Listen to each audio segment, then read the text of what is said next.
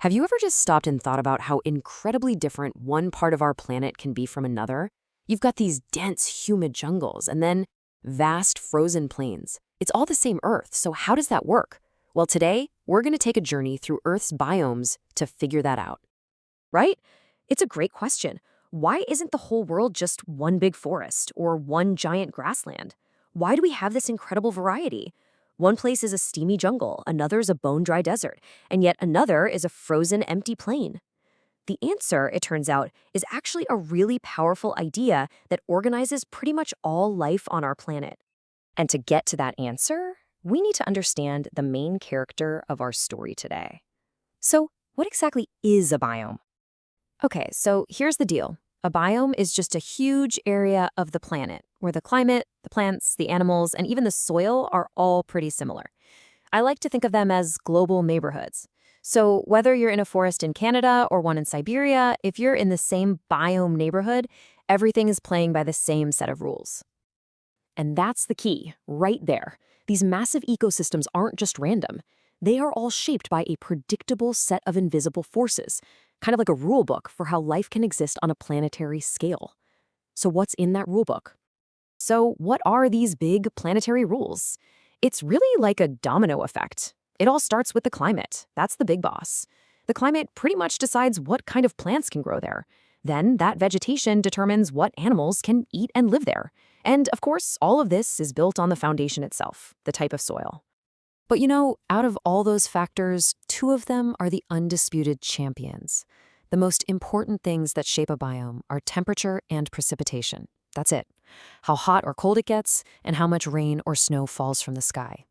Those two things are the master architects for just about every life zone we have on land. Okay, so we've got the rules of the game down. Now, let's actually see how they play out in the real world. We're going to go on a quick tour of some of Earth's most incredible biomes, and we're starting at the very, very top of the world.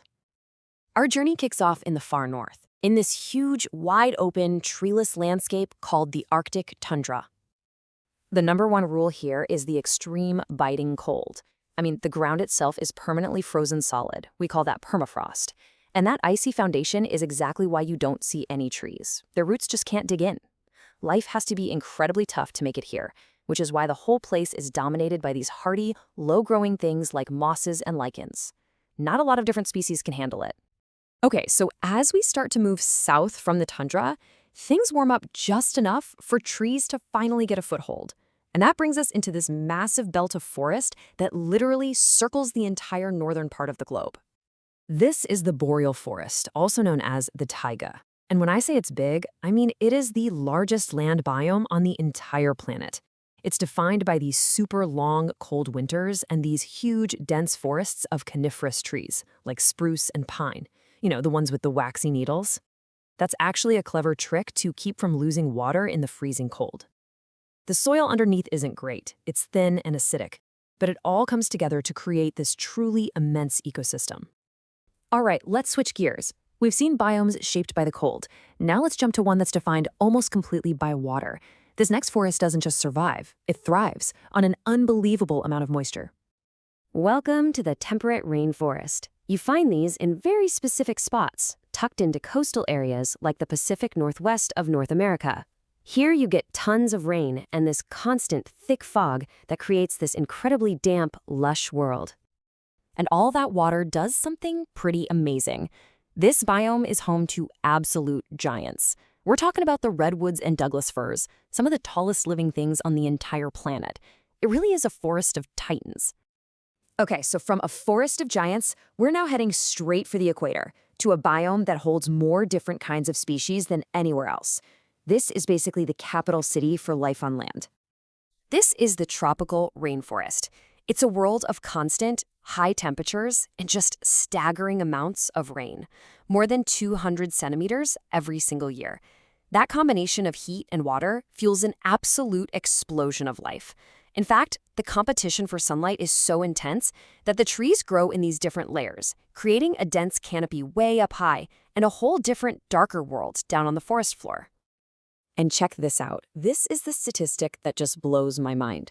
Tropical rainforests only cover about 7% of the Earth's land surface. It's a tiny sliver, and yet they are home to as much as half of all known species on the entire planet. The concentration of life here is just completely off the charts. All right, time for some serious whiplash. We're going to jump from the place with the most water straight to the places that have the very least. In the desert, life comes down to one simple, brutal fact: the lack of water. With less than 25 centimeters of rain a year, every single living thing has to be a master of survival. The plants here, they're called xerophytes, are specialists, like cacti, which have evolved these incredible ways to find and store every last drop of water. And because there are no clouds to trap heat, you get these wild temperature swings, from scorching hot days to surprisingly cold nights. So, we've taken this quick little tour around the world, but what does it all mean for us, really? Why should we care about all of these different regions? Well, the short answer is, they're pretty fundamental to our survival.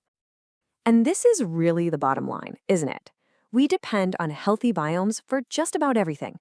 The food we eat, the clothes we wear, the wood for our homes, the fuel that powers our lives, and so many of our medicines, they all come from these incredible life zones. They really are our planet's pantry and its pharmacy. And that kind of brings us to our final thought.